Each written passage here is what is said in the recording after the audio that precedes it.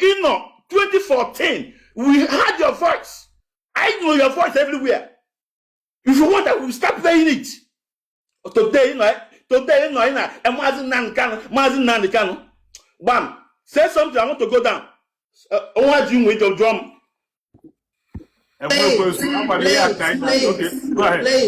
Please. So what? Play what? I don't have questions. And when I'm time to play, mute your mic, I beg. In September 2014. Mute your mic. Mute your mic. App. You're talking to somebody as if, and when I did that kind in 2013, and that was not hidden. So you're not doing any breaking news. I don't know who you heard in September, but by September the voice in September of 2014 might be the voice of your mom, because it wasn't my voice.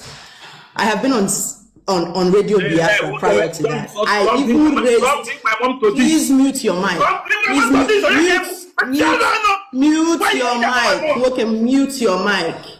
I'm going out. Mute your mic. Let me speak. Mute your mic. Okay. Mute my mom. Mute your mic. Control your yourself. Mother is a woman and I'm a woman. So mute your mic. Okay. Mute your fucking mic. Don't bring my to this. Mute your mic. Just mute your mic. Mute your mic. Mute your mic.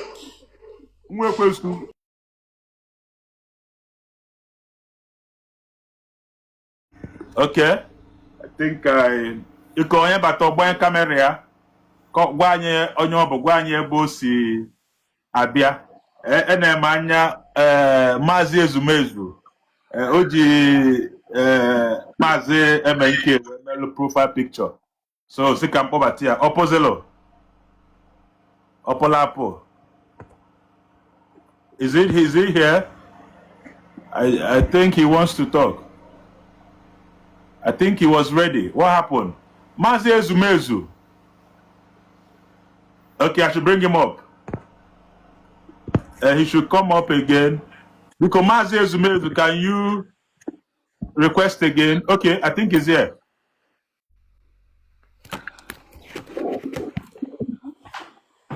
One name.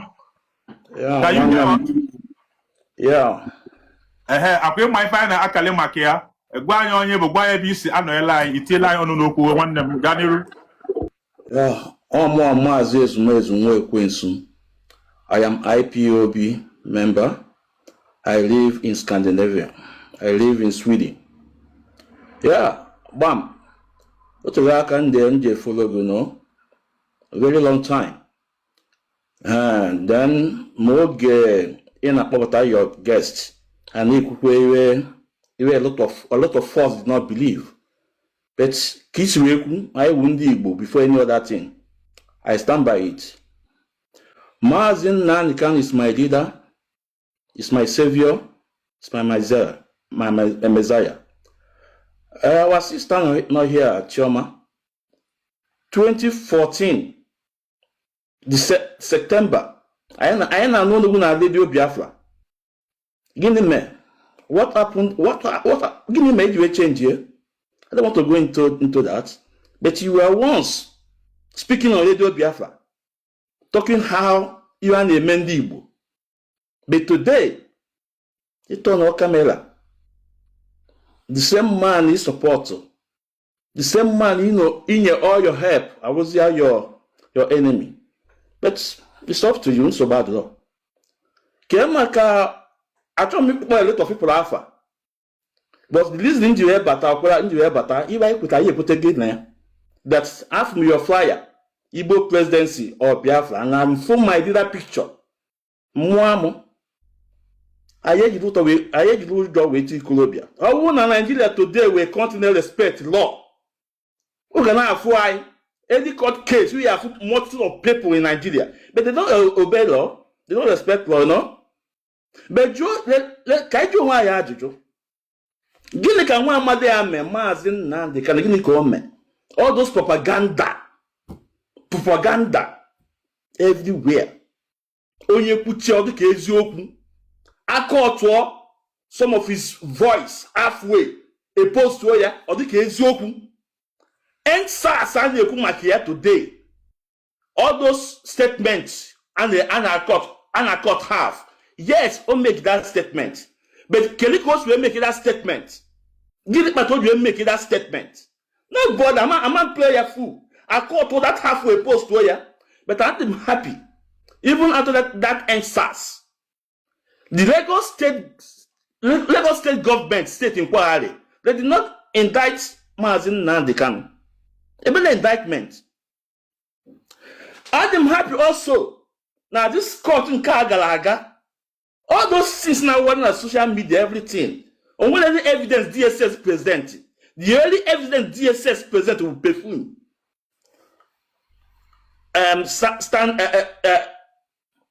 No, we can't do that. The only evidence they present will not be film. Charger, you know, one lady na half the Igbo, no menka. Onye nke akpọtara onye nke ekwuru ekwu na asị na n'ozile ka onye bere ndị mmadụ isi. Asị okay, consider the person ka I make cross examination. Asị na force the person today. Asị na force the person. No, it's there. All the media. So when we keep this program before, no, we take evidence. All the media. Now, I've been in Anambra State. One of our brother, okay, politician, I think on our house of rep. A bully no mazin Nandekanu, no mazin Nandekanu. Kachileke say me for at the end of the day. I forced that one madi na second Niger Bridge. We funded that thing. Those of the people made those things. So those of them may escape the police net. Manunu Bulia, Buddha mazin Nandekanu. So bad law. So bad law. Can I contest under Aquapito then that was before 2023. It's going to the party. Name no. That guy flew Munya nebe. Now, whenever Munya or the video the dear. Pulia no Mazin Nandekanu. But we thank God Munya John will put us that now. Let me get trace here the person, even the driver were involved. Driver say only oil, man. Everything Mazin Nandekanu. Now, Anama June. Mazin Nan can be an court. See that no, I am done actually former. Any day wouldn't done actually former, even natural man be. Hopefully, so now even at room for those of all those people there against him. Carry on. It's all your entitlement. But one thing for sure. Mwa Igbo, aja Igbo, ma obi onye ọbụla. Iwe ọbụla ị na-eme, nwa Igbo maara ya. You will deceive mu, you will deceive others, but you must deceive your conscience. Nwa na-echa Igbo maara obi onye ọbụla. But at the end of the day, eziokwu yesere enu. Nwa amadi ama ihe men since 2021. Ebulia from Kenya, Kebutaria. The way you able to in Nigeria, I'm supposed to ready. But nobody, no country is talking about it. Why? Because all of them are benefiting from Nigeria. And they are stealing our resources and everything. You know? Though you are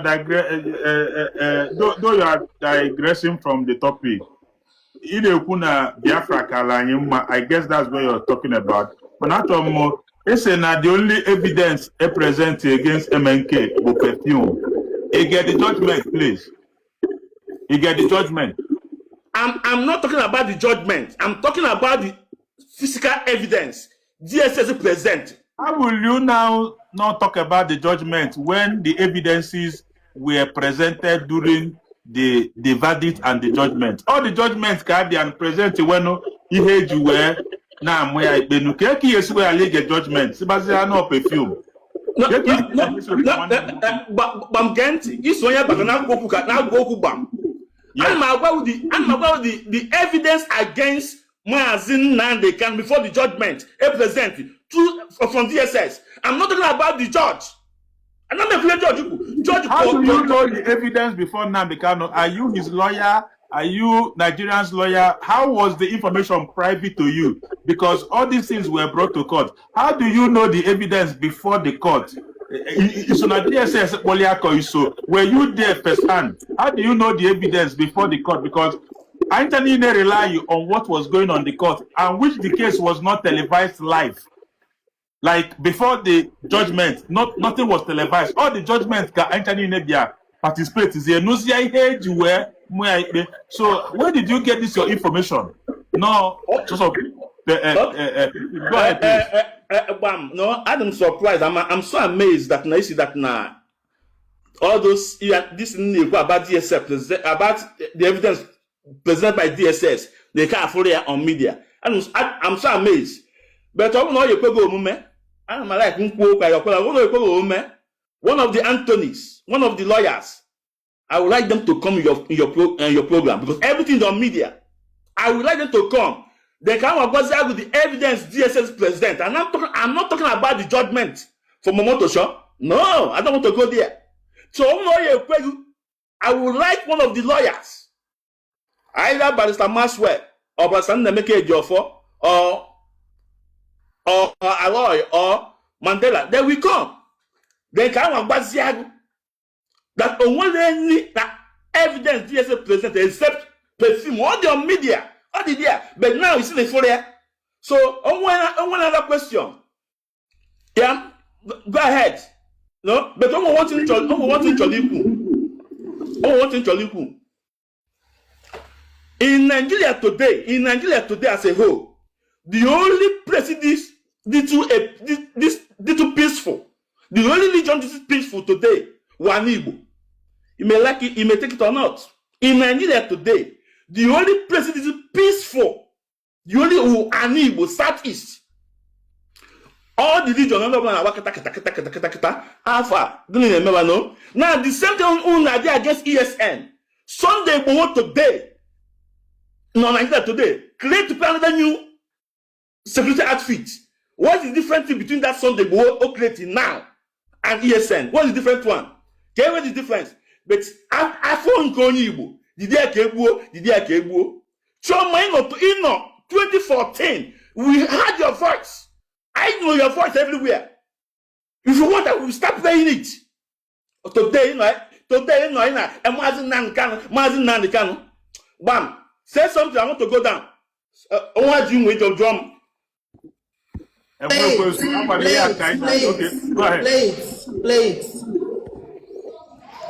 So what? Play what? I don't have questions. And when I'm trying to play, mute your mic, I beg. September 2014. Mute your mic. App. You're talking to somebody as if, and when I did that kind in 2013, and that was not hidden. So you're not doing any breaking news. I don't know who you heard in September. But by September, the voice in September of 2014 might be the voice of your mom because it wasn't my voice. I have been on Radio Biafra prior to that. I even raised. Please mute your mic. Please mute your mic. Okay, mute your mic. I'm going out. Mute your mic. Let me speak. No. Mute your mic. Okay. But check on. Why you my mom? Mute your mic. Control your yourself. Mother is a woman and I'm a woman. So mute your mic. Okay. Mute your fucking mic. Don't bring my mouth to this. Mute your mic. Just mute your mic. Mute your mic.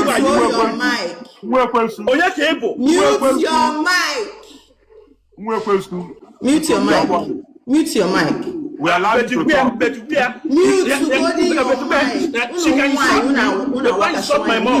mic. That respect you give the women in your family, you will mute your mic and you will let me speak because I'm co-hosting this platform. Okay, so act accordingly. Now, Mumwa Uchioma Merele Sahagut raised funds for building a cenotaph or this, Kembu Nkurulia. If you were hearing, of course, I even dated Kano. I dated Kano in 2013. I went to Nigeria in 2014. May 30th, I was there live. So clearly you would have known that as well.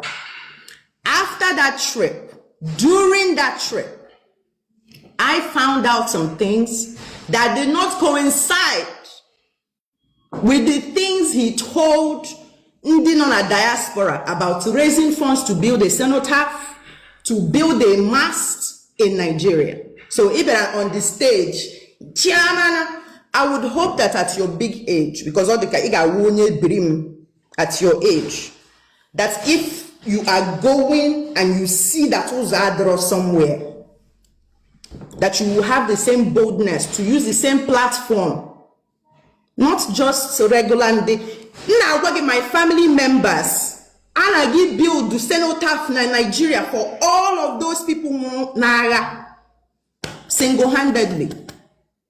I rallied for it. I posted on it. At least I've been on social media for as long as anybody can tell. I'm not going on social media prior to any of this stuff. I use that same platform. It is still that same platform that people clearly know that I had a public relationship with this person. The reason why you start with that conversation is somehow to, if I find out that somebody is a scammer. I did an interview in October of 2014. That interview can on YouTube. Some of you know me from that interview. That interview never. So you're not saying breaking news. If I was the type of person who was scared of you guys, maybe 12 years later, I've been at home on a video. I say, I've been using the same name. This is my government name. What guy name Chioma Amarele go to? I am that Chioma Amarele. CJ and I Google all the day. So you're not giving us any breaking news. When Radio Biafra started, it started with Ndinona diaspora. Nekweo actually build the cenotaph. Actually, all these projects. I coordinated. Of course I did. Because in here, at least people who were born here and people who grew up here, one thing we know that our parents did was, Asinaga projects in Nigeria. Atokotere go on that project. That cenotaph. Ihemho. With foundation, our poles 80 and the deck arrow. And one paper mache Igbo no. A couple of days later, Akupiaya, Abiana radio, or say no it was Rike and Nigerian government that did it, and it was not true. And I came publicly after 2 attempts on my life. I came publicly in that interview 2014, and I said that Nnamdi Kanu is not bringing any Biafra, that it is a scam. I do not expect anybody that comes on a stage, Nnamdi Kanu is my messiah, to see anything that I'm expecting. I'm not even saying this thing because I'm gonna get back and forth. Because only Igbo people do not subscribe to demagoguery or messiah. I am on the messiah. The red cap in Nishigi Abro Beret, no red. Igama that in Igbo do not subscribe to demagoguery. So I'm not expecting somebody na no cause who messiah or savior to somehow get into a conversation with me. We were Igbo before. And we will be Igbo forever. I am not Biafran. The best time to invest in real estate is yesterday. And the next best time to invest in real estate is today. What are you waiting for to invest with Pine Leaf Estate and Properties Limited? With Pine Leaf Estate and Properties Limited, land banking is a must.